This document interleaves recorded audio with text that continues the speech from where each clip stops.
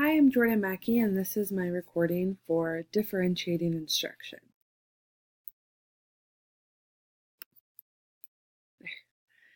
Um, so the first question was, what is differentiated instruction? Differentiated instruction is finding ways and creating learning opportunities that address the differences found in the ways students learn.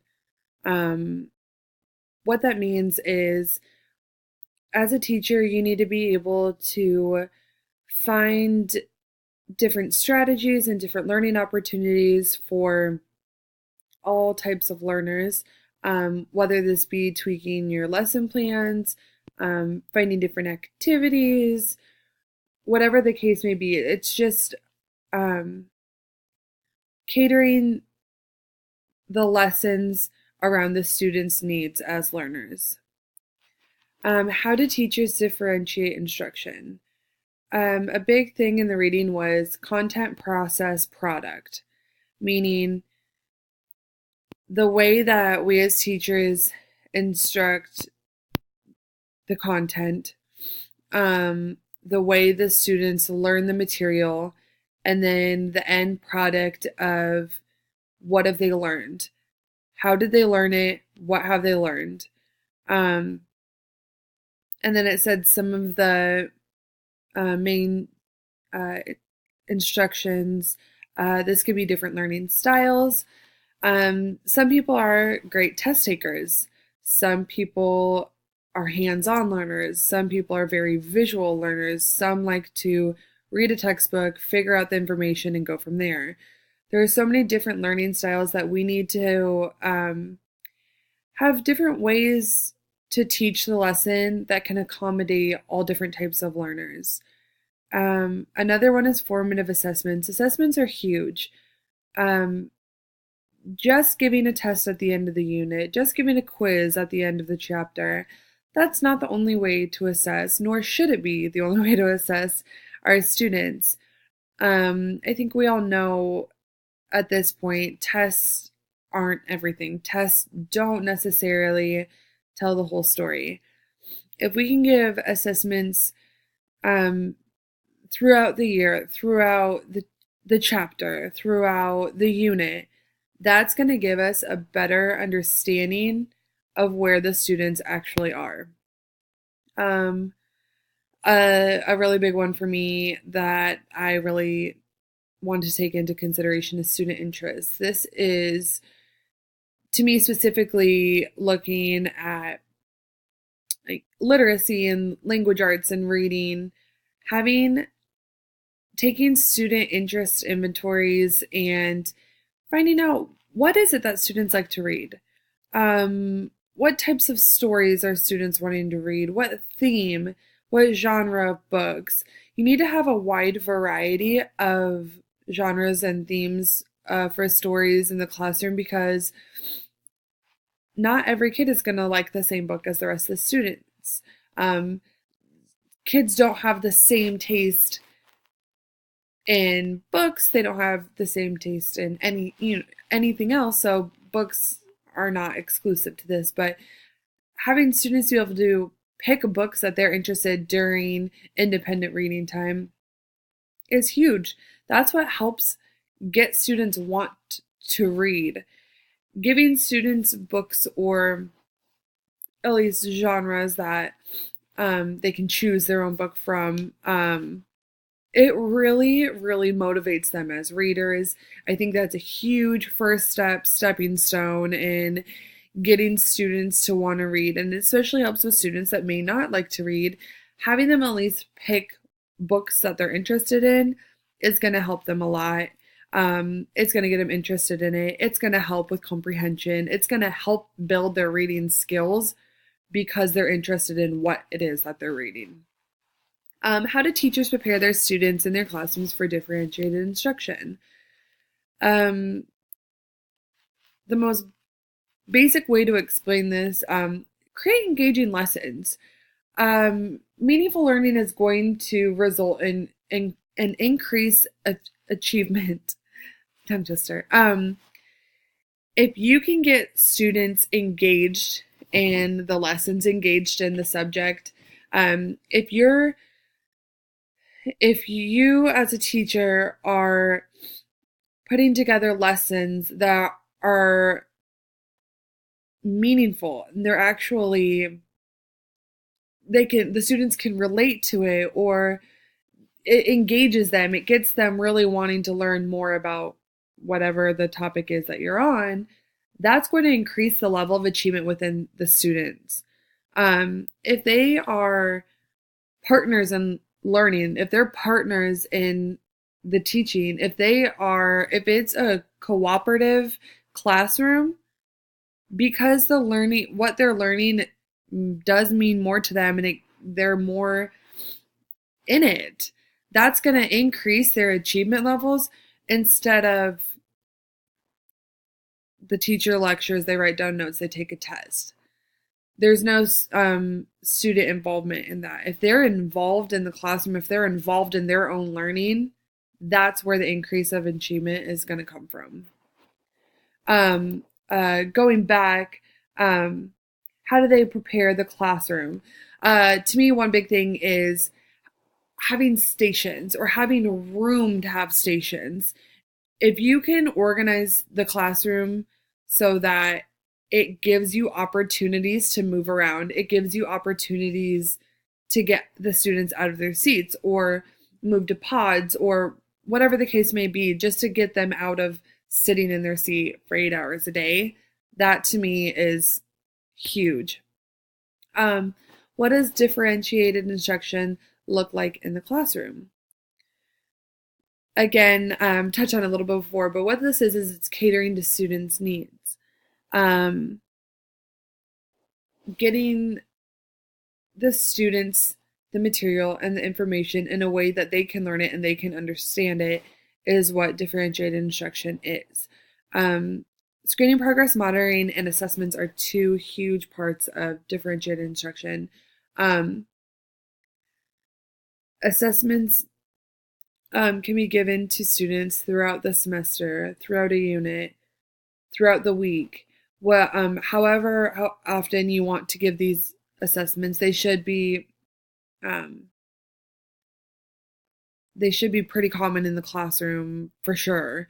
But this tells you where the students are. It's telling you, what are they learning? To what extent are they learning it? How is their comprehension over the material? But not only that, almost more important, is it informs the teachers of how well their strategies are working. How are the students responding to the way you're teaching, to the strategies that you're using?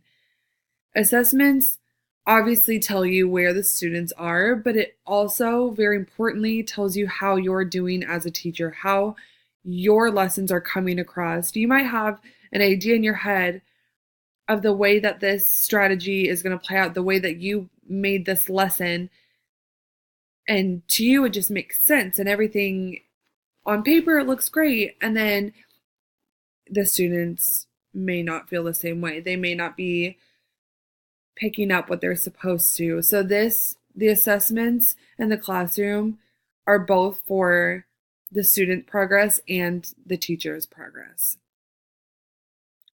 How is this not differentiated instruction? So we were given a couple different scenarios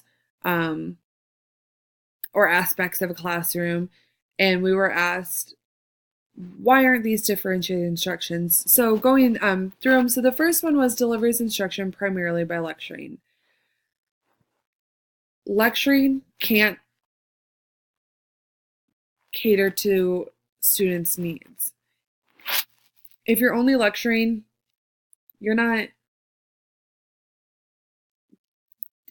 taking different learning styles into consideration. You're not tweaking the lessons to fit what the students' needs are in the classroom. Students need to be moving around and have more hands-on and have more group work and talking with their peers. Again, that's why I said in the back to when we were talking about what the classroom should look like, to me, having areas in the room that students can go to for group work, or if you're able to make stations for the students that they rotate through to learn, to do different activities to learn the material, that's huge. That'll get them in the learning, and it gets them motivated. It's just having the students be a part of their learning is going to increase the achievement. The second one is doesn't permit students to retake tests that they failed. So basically, because students don't have the opportunity to raise their grade. They can't learn from the mistakes that they made on the test. Maybe they did know the answer and they circled the wrong multiple choice question. That happens. So tests are tests. They have to be given out. Should this be what we look at in terms of where the students are? No, not exclusively. Do I think that students should be able to retake every test that they failed? No, definitely not. But there are times that it is necessary to give that opportunity to the students. Groups students at the beginning of the year based on the previous year's test scores. Again, test scores can't be exclusive to how you see student achievement. They could have improved the skills over the summer. They were having a bad day on test day. They didn't get enough sleep. Maybe the teacher wasn't explaining it in a way that they could make sense of it. Sometimes it takes you a while to get there, and then one day it just clicks. Everything makes sense. So grouping students based on last year's achievement test scores, it just, to me, that's not right. Test scores don't tell the whole story. You need to see where they are now, not where they were a year from then. Gives bonus points for classroom participation. I understand why some teachers would do this. It motivates students to want to speak up. If they can get bonus points, that gives them an incentive. However, it is a disadvantage for the introverts or the shy children in the classroom. Maybe they just aren't confident enough to speak up in class. Maybe some students are like that. They aren't big talkers in class, but they know the material. They just don't vocalize that. And that's not fair to not give them an opportunity to get bonus points as well. Gives a test every Friday. I remember this being a thing in elementary school. I definitely had a teacher like this. Students may not be ready by Friday. That's the way it goes. You have it all planned out. You think it's going to be easy. The students are going to get it automatically. It's not always like that, unfortunately. Sometimes what's easy as an adult to look at is one of the harder things for students to really understand and grasp the concepts of. So flexibility needs to be a huge thing for teachers. What could a colleague do differently on those 5 points? So again, stations, hands-on activities, group work. I am huge on those things.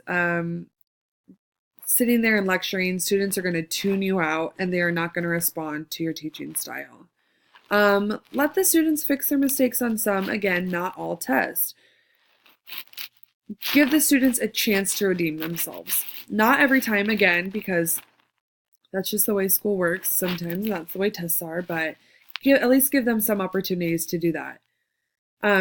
Giving assessments throughout the year to gauge where the students are academically at that point, not where they were a year ago.